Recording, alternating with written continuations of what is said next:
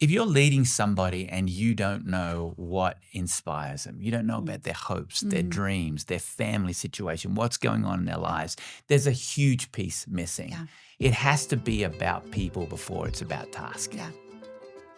Ralph Waldo Emerson once said, "The culture of one soul affects the culture of all souls." And it's a fitting way to open today's conversation. We've talked about conviction, your why.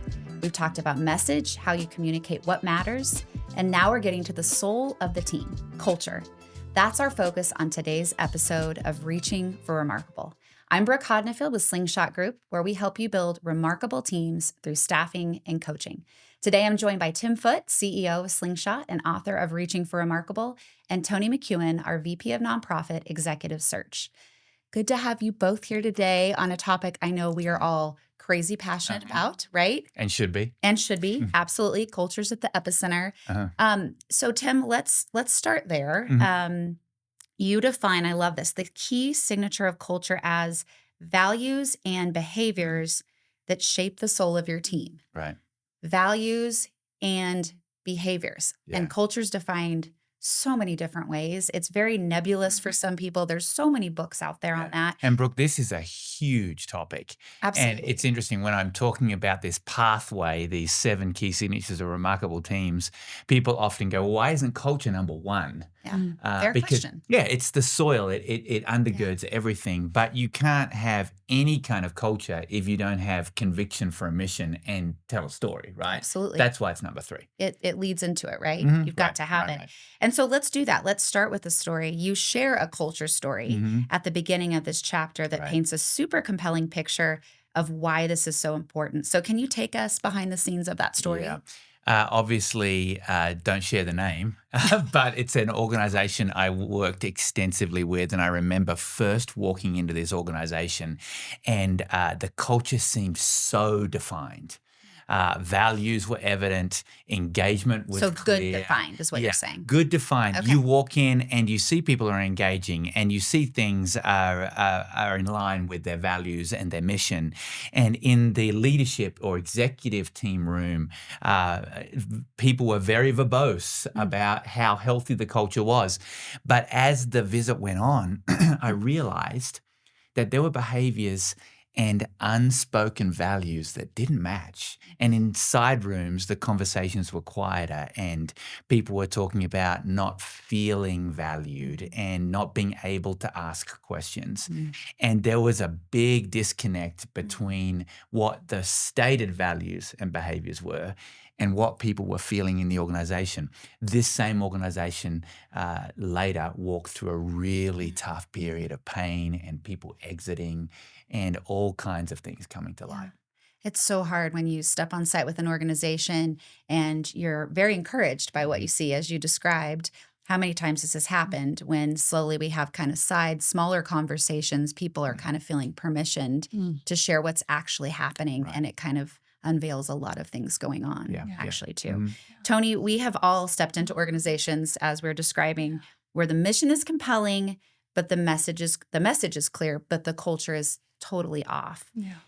So we just described some of those situations, and unfortunately it happens more often than not, right? Because oftentimes they think their culture is great, it feels good, they're emphasizing what they think are the right things, but then it's not trickling down and it's not being defined by values and behaviors. So Toni, what have you seen there with that? Yeah, I mean, that's the tension we sit in so often, right? Where we're hearing things that may not be necessarily disclosed in front of the broader team, or we're putting the pieces of the puzzle together, right? So I think it's interesting that we get the privilege of being that trusted confidant.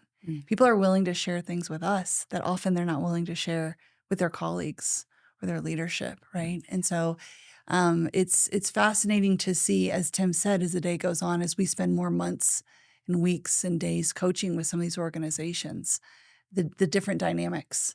And I don't think there's a way to define, quote, good or bad culture. I think it goes back to what we just talked about. It's values and behaviors. Values are different in every organization. Behaviors are different in organization. When there's an inconsistency, that's where culture feels, quote, bad or misaligned. But each culture, I think, is unique to those values and the behaviors. Yeah. And so that means as we, as our leaders, our candidates are looking at these organizations, they need to align their own values with those organizations' values, their own behaviors. And they could both be good.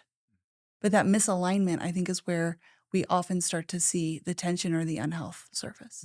And where we often see people say yes to something, they step in what was said and what was implied on paper, their initial conversations. But then as they continue to engage more and more, it's like, oh, wow, something is off here. Yeah. And it's not what was advertised, unfortunately. So, Tim, what are the early warning signs that culture is drifting or functional, even at best? Yeah, I think it's when we see organizations or teams saying they value honesty, but not having hard conversations.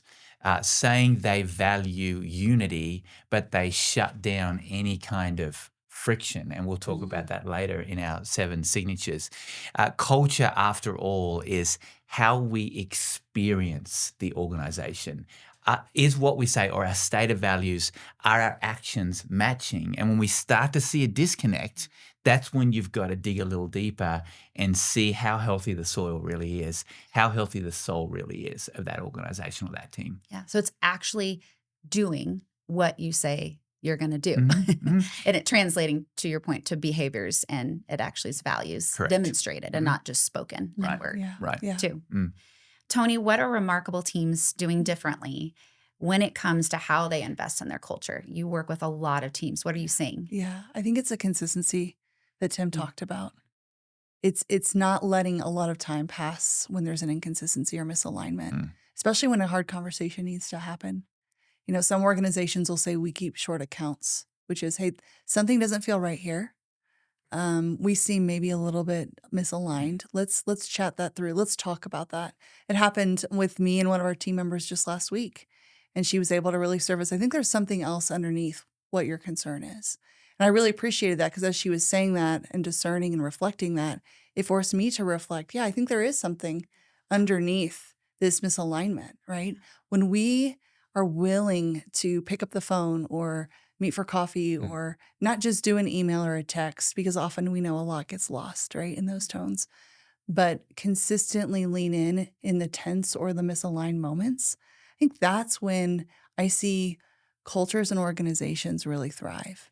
When leaders and their colleagues or their staff retreat and make assumptions, that's when the false narratives, that's when the distance grows. And that's when I think not only do we not go from functional to remarkable, we sit in functional, or we go backwards. Yeah. It's culture checks. You know, it's like you're driving the car and the check engine light comes on. How are you going to check culture regularly to prevent that check engine light coming on? How are you going to do the regular servicing of that soil to make sure it continues to be healthy? That's the important work. Yeah. Well, and what I love too about both of those things you just described, Toni, the way you said a specific example and the way you talked about routine checkups, is it also takes someone being intuitive and listening and not being overly busy to actually focus on the person in front of you and to listen well to your people. And I mean, what you were saying is almost like a check engine light, right? Which is what you were describing. And then that individual picked up on it and just dug a little deeper. Yeah, and Brooke, I think it requires humility, right? Absolutely. For all of us to say, I think I might have misunderstood, or help me with your perspective on this. But when we come into a situation, and even as I'm saying this, I'm preaching to myself, like we come into a situation and we have a view of something without recognizing there's multiple dimensions to it, right? Context is everything, right? When we walk into an organization where the senior leadership is constantly asking, is our culture healthy? That is actually a good sign. Because they're asking the questions. Again, it always begins with questions. We'll often walk into team settings that are approaching or in crisis, and we'll ask the question, okay, do you want a painkiller or do you want a vitamin?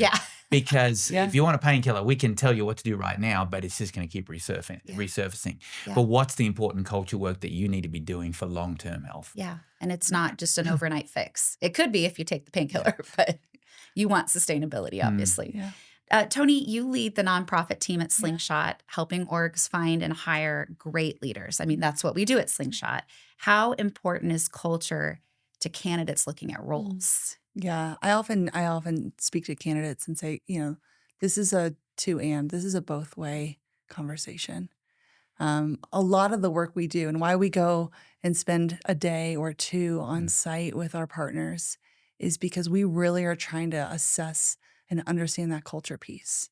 And that can come down to so many different factors, right? Pace, communication styles, celebratory, direct tone of voice. I mean, all these different components, right? So I'm often encouraging as the candidates are going through and considering these opportunities and start to go into the interview stages, asking them to say, does this feel like it fits? Right? Is this a suit that, in 6 months You is can still put gonna on fit? every day? Yeah. It's still gonna fit well? Yeah. Or it looked great on the rack, but you put it on and it feels Yeah. inconsistent with who you are, right? So Yeah.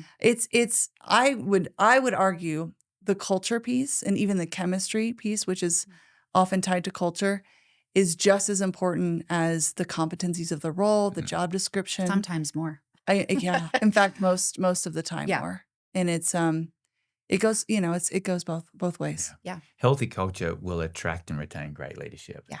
And healthy culture will keep somebody in the role because there's always other options on the table. There's always more money, a sunnier zip code. But if you're connected into a healthy culture, that often when we're talking to leaders in transition, healthy culture is akin to salary dollars because you know that you're in a place where you can grow, where you can thrive, where you're going to be invested in, where you can do life with other people in a healthy way.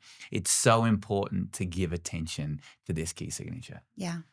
And personally speaking, having had the opportunity to take a small sabbatical a few months ago, it's pretty cool because that was, I think, one of the biggest elements for me with Slingshot is the culture. I mean, I couldn't not be a part of it, and it drew me back in. And so, sorry, I'm going to get Terry talking Well, about we're it. glad that you came back. Grateful. So let's talk about relational equity, Tim. You talk about relational equity as a relational bank account, which you're really good at. Explain that. Yeah, well, a relationship bank account is when relational investment are deposits and conflict and challenges are withdrawals. And when I look back over the work we've done with thousands of teams, often when there's breakdown in the team, it points back to a breakdown in relationships, and it means withdrawals are being made and there's not enough in Too many. relational bank account to cover them. Got it. And so you have to focus. I talk about it as vitamin R, that it's relationships. You have to invest in those relationships to invest in healthy culture and to invest in those leaders so that in the tough times, and there's always going to be tough times, you can cover it. And there's enough relational investment to cover those challenges. What you're talking about too is intentionality. Absolutely. Again, it takes time, but that will pay dividends in the end when your bank account's full and those hard things do have to happen. It can't be all about the work. Yeah. There has to be relationship that undergirds it all to help that be healthy. Yeah. I love that mantra, the relationship before transaction. Like you have to approach that first because when the transactions have to happen, because they do, because we're trying to accomplish work, the relationship is there, which is what you talked about. If you're leading somebody and you don't know what inspires them, you don't know about their hopes, their dreams, their family situation, what's going on in their lives, there's a huge piece missing. Yeah. It has to be about people before it's about task. Yeah. We're whole people. So being able to lead the whole person is essential. Absolutely. Well, let's talk about traps, which I love that we focus on this element each time, not just saying, hey, here's what you should be focusing on, but here's what we should avoid. So you outline a few culture traps that we need to be aware of and avoid. The superficial interactions trap, the avoidance trap, and the transactional trap. We don't have time to hit all three, but pick the one, Tim, that you've seen pop up recently in your work and with teams and just how we can avoid it, how people can avoid it. I would automatically go to the transactional trap because when people feel it's all about task and there's no relationship involved, it becomes simply that. It becomes transactional and remains surface deep relationships don't grow roots, the work doesn't grow roots, the soul doesn't remain nourished. It has to be about more than just the work. And when times get busy, it can so often naturally drift in that direction. That's why you've got to have enough in the relational bank account, right? But you've always got to come back to it not just being about the task. Yeah. And more often than not, my hunch would be that when you have built that relationship, the actual work is done in an even more meaningful and productive way because you have that relationship. And so you want nothing more than to complete the task or whatever it is, the challenge ahead of you. I mean, we'll often look when we walk into a new team setting, how transactional is this? How relational is this? How do we get a gauge of how healthy the soul is of this team, as Ralph Waldo Emerson talked about? How healthy is the soil? And when it's all about the task and just getting things done, that's only sustainable for a certain amount of time. And you can sniff that out. Oh, yeah. Toni, what would you say as it relates to traps? We've got the three there specifically, superficial interactions, avoidance, and then transactional, which Tim talked about. Yeah. I was thinking about the superficial trap. One of the things that I was fortunate in my career to do is spend 4 years in the UK. And I remember when I first arrived, this was, 2013, there was this sense of, could I be my full self? Could I show up? You mentioned a whole person, right, Brooke? Yeah. Could I show up as my whole person? And the reality of that experience for me was that I lived in that superficial trap for probably the first 6 months. And then over time, the relational equity started to build and grow, and I felt part of the team. But also what was interesting, we talk about soil, the culture of, frankly, the country and how things operated and who people were was also fairly superficial.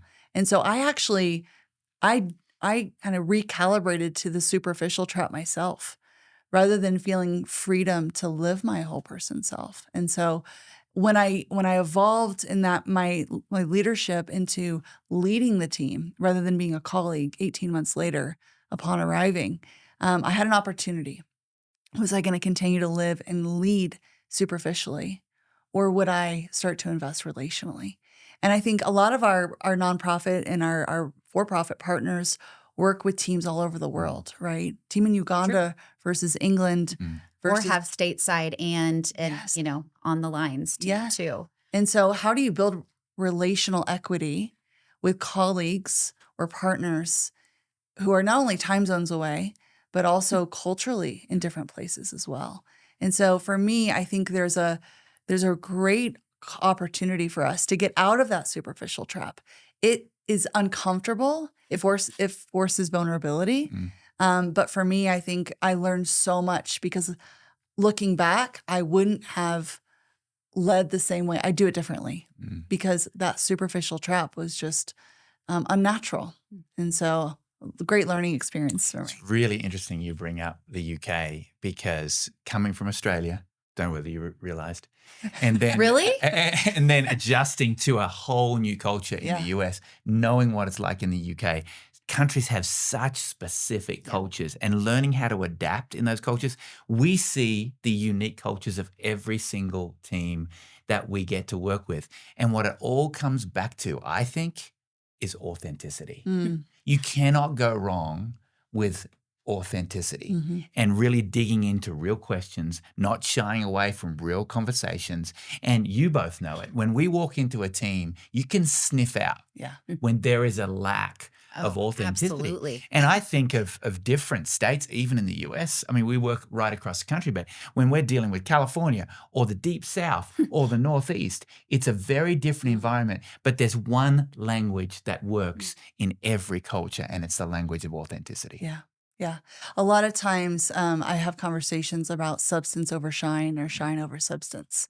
And while that might not necessarily be something that you look at on a culture card, right? It is actually part of it. It's like how much of this is actually authentically back to values and behaviors consistently with what your mission, vision, and values you say you are versus how you show up. And that substance versus shine or shine versus substance sometimes is an indicator of that authenticity or lack thereof. Good, Toni. Yeah.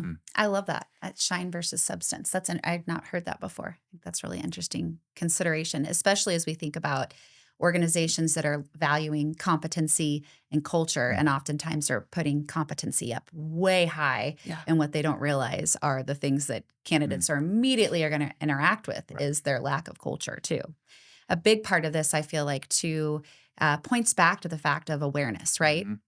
So self-awareness, which is we've celebrated, we have a million assessments out there for that. I love a good assessment, but what we're talking about is a team awareness. And so what's really amazing in the book, Reaching for Remarkable, there is actually a team awareness assessment that we can point our readers to, that in a very quick 10, 12 minutes, they can take this assessment and really get a feel for these different areas, all 7 signatures, how they're doing, kind of a gauge as to where they are. And so I love that that's something that is a part of this, to kind of take a team a deep dive into their culture to get a feel for it. Brooke, I love that, not just for teams that are feeling stuck or concerned about their culture. I love it for teams that think their culture is great. We can always improve. But sometimes that's the most dangerous position to be in. Yeah. Because how do we really know? And that's what excites me so much about the team awareness assessment is take it. Yeah. If you think your culture is great, take it. Yeah. Have your team take it. Read about this. Be a student of what it means to trend more towards remarkable, because you can only get better. I think I said in an earlier episode, one of the most powerful statements as a leader, I believe, and it leads to great culture, is I don't know. Absolutely. It's Humility, right? Toni, you referenced it earlier. It's authenticity, and it opens up the team for growth, for new ideas, for innovation, for healthy culture. Yeah. Well, and the amazing thing too, I think, is that it's often that, to your point, an organization may think they have healthy culture but don't, or maybe they know that they have areas to improve, but they don't even know where to start. Yeah. And I feel like this gives people a really tangible place to focus, or there's inconsistency. It's felt differently in different parts of the organization. And we're involved with teams so often at a point of transition where they need a new leader in some key role. Absolutely. That's always the time to revisit culture. Yes. It's a great time to take the assessment and to work out, okay, if we're bringing somebody in from the outside, it's going to change culture. We've always said when somebody joins our team, our culture changed a bit that day. How do you need your culture to shift and grow and change? And that will help focus the hiring process. Yeah. So we're talking about awareness. I would say kind of our last question here to you two. How can leaders increase their team awareness for their culture? I mean, obviously take the assessment, but what other ways would you approach that? Yeah, I think asking continuously for input on how are we doing, right? And what's great about the book and the assessment is it gives language. And it's not, you mentioned, I think in the earlier episode, Tim, it's simple, right? Yeah. This idea of functional to remarkable. And getting input and constantly checking in, but also recognizing there's a point by which we can assess, but then you've got to make decisions and move forward. Actually do something. And do something. Right.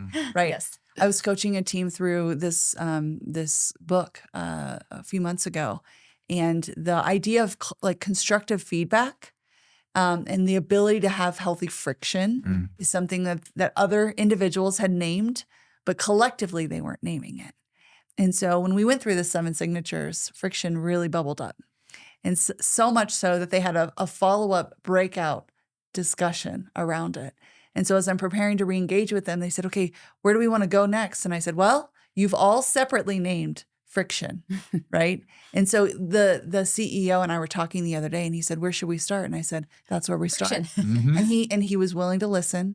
He was willing to hear the input, and he was willing to make the decisive action to say, okay, let's go there. This is what we need to do. Yeah. And we will go there. We will talk about that in a short few episodes. So hang in for that one.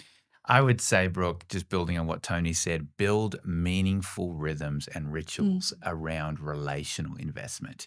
How do we check how healthy our soil is, how healthy our soul is around relational connection within and on our team? Start there. It's the status check you were talking about earlier. So last question for real. Okay. I, Bonus question. It is a bonus question. It is, but it's a good one. So, when building a team that's reaching for remarkable, which I mean, let's face it, most teams we interact with, that's what they want, right? They want to be a remarkable team. How do you know when to hire and build from within and look at your existing culture, your existing talent versus bringing someone in from the outside? That's a big question we get asked a lot, right? Well, let me first say, as a staffing company, I love it when there's an internal bench and there's been leadership development and people can move into those roles. So let me start there. That's I'll let Toni answer, and then I'm going to come in behind her. Yes, yes. You know, we were talking about organizations being in different seasons. And I think oftentimes we'll work with organizations that are scaling. They're going from budget-wise, 3 million to 5 million to 10 million. And it's fascinating because that's often where this need for an external leader often is most felt. I think that's where also systems and structure tend to break. But it's also where there's an opportunity for us to go from wearing multiple hats to being a little bit more specialized. And so if there isn't a strong internal, that's always my favorite. But if there isn't a strong internal leader to step in, I think it's worth saying what is needed most. And oftentimes another trap that we fall into or organizations fall into is they try and solve for everything at once. And so we try and say, what are the 3 or 4 most critical priorities for this role? And really think about, or what's missing on the team. And then you might even have to restructure a little bit of job descriptions and roles, which we'll talk about for other individuals. But I think that's oftentimes when it's worth considering who isn't at the table, who isn't on our team, who isn't part of our culture that should be. Yeah. I would say, obviously, when that skill is not within, then you obviously need to go to the outside. Sometimes we'll come in with fresh eyes and we'll see the person. Oh, that person can do it. They just need some coaching. We will absolutely call that out. Right. But also, if you've done the team assessment and culture is an issue, then you obviously need culture change. Yeah. And so then it's time to go outside to bring somebody else in who can help change and shift the culture in a positive direction. Yeah. I love this conversation because I think culture is one of the hardest things to put your arms around. It's the intangibles. It's the stuff you feel. It's the stuff you interact with. But it's so essential. And it can erode an organization and it can bring up the health of an organization. Just thank you both for your time today speaking about this really crazy important topic, and one that I think at Slingshot we really care deeply about. So thank you. Thank you. If you want to go deeper on culture and the other 6 signatures, grab a copy of Reaching for Remarkable at reachingforremarkable.com. Next episode, we're talking about roles. Can't wait for that conversation. Be sure to subscribe to the podcast and share it with a friend. Until then, stay curious and reach for remarkable.